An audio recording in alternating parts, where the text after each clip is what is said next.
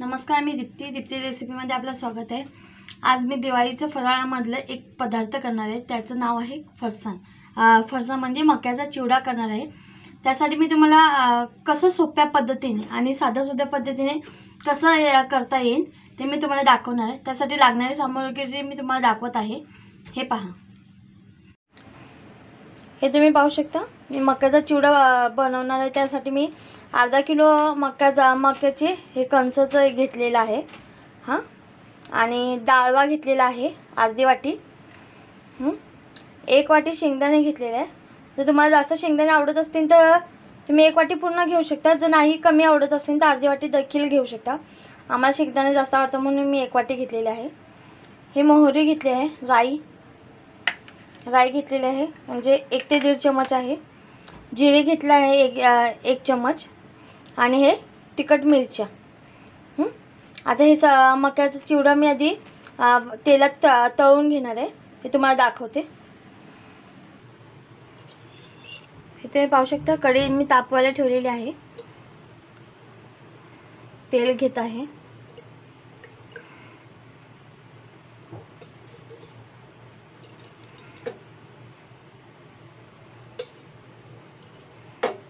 चार पळी तेल घेतलेलं आहे।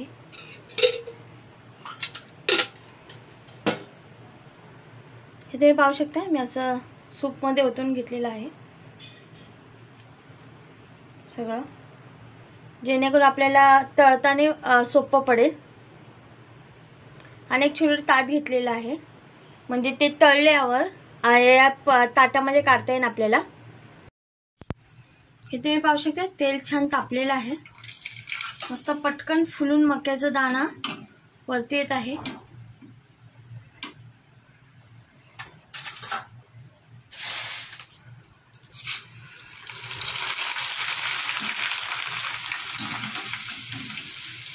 कसे पटापट येत आहे। असेच आपण सगळे थोडे थोडे करून तळून घेणार आहोत।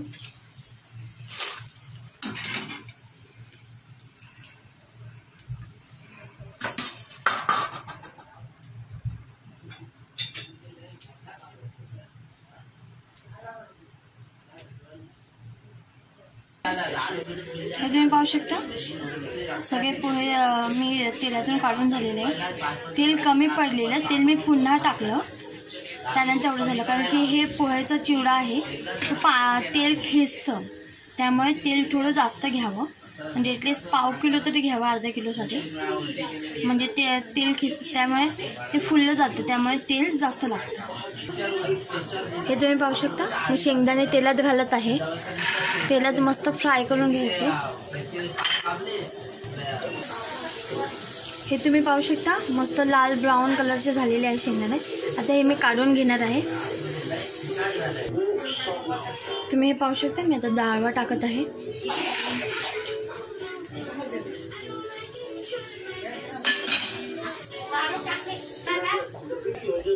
हे तुम्ही पाहू शकता, मस्त लाल झालेले आहे डाळवा। आता हे आपण काढून घेणार आहोत। आता हे वाटीमध्ये मी मिरच्या, राई आणि जिरे घेतलेले आहे, ते यामध्येच मी तेल घालून ते चिवड्यामध्ये घालणार आहे। तुम्ही पाहू शकता, पोहे मिरच्या घालत आहे।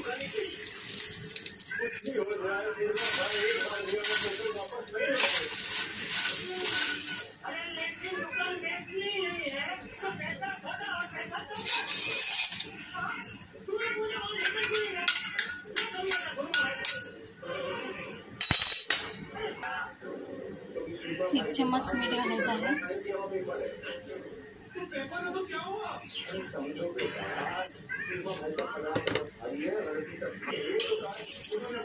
थोडीशी साखर, म्हणजे 1 ते 2 चम्मच। तुम्ही याच्या जागी पिठी साखर देखील करू शकता। आता हे चांगलं मिक्स करून घेते मी।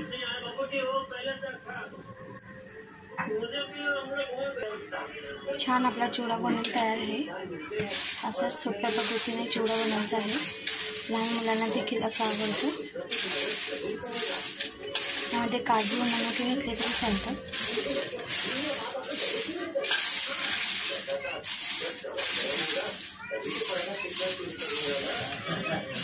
चिवडा मस्त कुरकुरीत झालेलं आहे. तर तुम्हाला माझा आजचा व्हिडिओ कसा वाटला मला नक्की कळवा. लाईक करा, शेअर करा, कमेंट्स करा आणि बेल आयकॉनचं बटन दाबायला अजिबात विसरू नका. असेच मी माझ्या जे दिवाळीच्या फराळामधले जे पदार्थ बनवणार आहे त्याचे प्रत्येक व्हिडिओ मी तुम्हाला टाकणार आहे. ते कसे साध्या सोप्या पद्धतीने बनवले ते तुम्हाला दाखवणार आहे. जास्त तामझाम न करता कसं आपण साध्या म्हणजे आपल्या मुलांना सांभाळून देखील आपण कसं करू शकतो हे तुम्हाला मी दाखवणार आहे. साध्या सोप्या पद्धतीने ते कसे म्हणजे सहज आपण बनवू शकतो की बाबा हां लहान मुलं आहे तर आम्ही फरसाण कसं म्हणजे घरातलं दिवाळी फराळ कसं बनवायचं बाबा आम्हाला होत नाही तर त्याबद्दल आपण जास्त करण्याऐवजी थोडंसंच करायचं. पण ते घरगुती केलेले त्याची टेस्ट वेगळी असते. त्यासाठी मी तुम्हाला आपण घरी कसं बनवू शकतो आणि किती छान पद्धतीने बनवू शकतो हे तुम्हाला दाखवलेलं आहे. तर ते जर माझे व्हिडिओला आवडत असतील तसेच लाईक शेअर आणि कमेंट्स करत राहा आणि माझ्या प्रत्येक व्हिडिओला बेल आयकॉनचं बटन दाबायला अजिबात विसरू नका. असेच मी नवनवीन व्हिडिओ तुम्हाला दाखवत राहणार आणि सगळे फराळातले चकली म्हणा, करंजी म्हणा, शंकरपाळी म्हणा, तिखट गाठिया म्हणा, बारीक शेव म्हणा हे असे मी अजून नवनवीन व्हिडिओ तुम्हाला दाखवत राहणार आहे. तर ते तुम्ही सगळे माझे व्हिडिओ पहा. नमस्कार.